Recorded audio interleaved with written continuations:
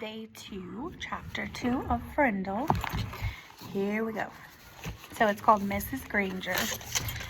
5th grade was different. That was the year to get ready for middle school. 5th grade meant passing classes. It meant no morning recess. It meant real letter grades on your report cards. But most of all, it meant Mrs. Granger. There were about 150 kids in 5th grade, and there were 7 5th grade teachers, 2 math, 2 science, 2 social studies, but only 1 language arts teacher. In language arts, Mrs. Granger had a monopoly and a reputation. Mrs. Granger lived alone in a tidy little house in the older part of town. She drove an old, pale blue car to school every morning, rain or shine, snow or sleet, hail or wind. She had a perfect attendance record that stretched back farther than anyone could remember. Her hair was almost white, swept away from her face and up into something like a nest on the back of her head. Unlike some of the younger women teachers, she never wore pants to school. She had 2 skirt and jacket outfits, her gray uniform and her blue uniform, which she always wore over a white shirt with a little cameo pin at the neck. And Mrs. Granger was one of those people who never sweats. It had to be over 90 degrees before she even took off her jacket. She was small, as teachers go. There were even some 5th graders who were taller, but Mrs. Granger seemed like a giant. It was her eyes that did it.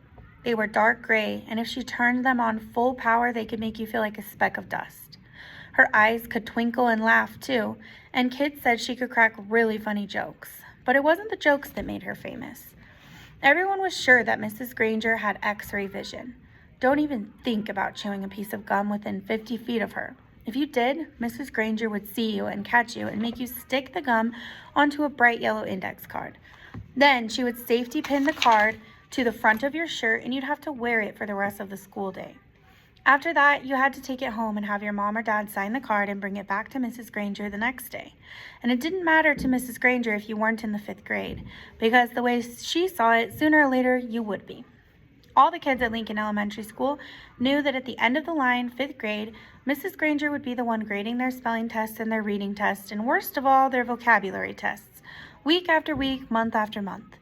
Every language arts teacher in the world enjoys making kids use the dictionary. Check your spelling, check that definition, check those syllable breaks.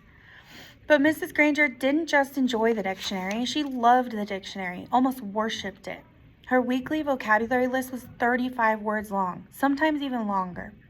As if that wasn't bad enough, there was a word for the day on the blackboard every morning.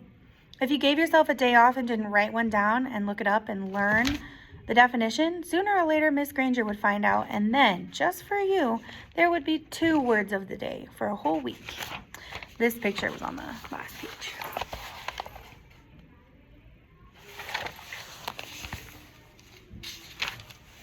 Mrs. Granger kept a full set of 30 dictionaries on a shelf at the back of the room, but her pride and joy was one of those huge dictionaries with every word in the universe in it, that kind of book it takes 2 kids to carry.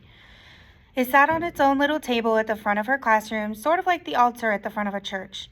Every graduate of Lincoln Elementary School for the past 35 years could remember standing at that table listening to Mrs. Granger's battle cry, "Look it up, that's why we have the dictionary." Even before the school year started, when it was still the summer before 5th grade for Nick and his friends, Mrs. Granger was already busy. Every parent of every new 5th grader got a letter from her. Nick's mom read part of it out loud during dinner one night in August. Every home is expected to have a good dictionary in it so that every student can do his or her homework properly. Good spelling and good grammar and good word skills are essential for every student.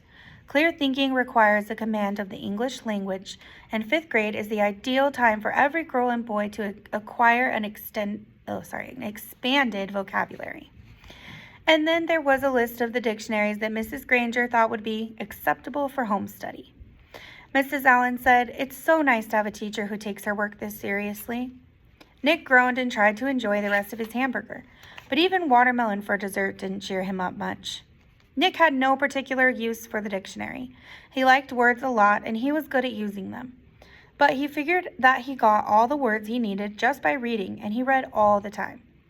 When Nick ran into a word he didn't know, he asked his brother or his dad or whoever was handy what it meant, and if they knew, they'd tell him, but not Mrs. Granger. He had heard all about her, and he had seen fifth graders in the library last year, noses stuck in their dictionaries, frantically trying to finish their vocabulary sheets before English class.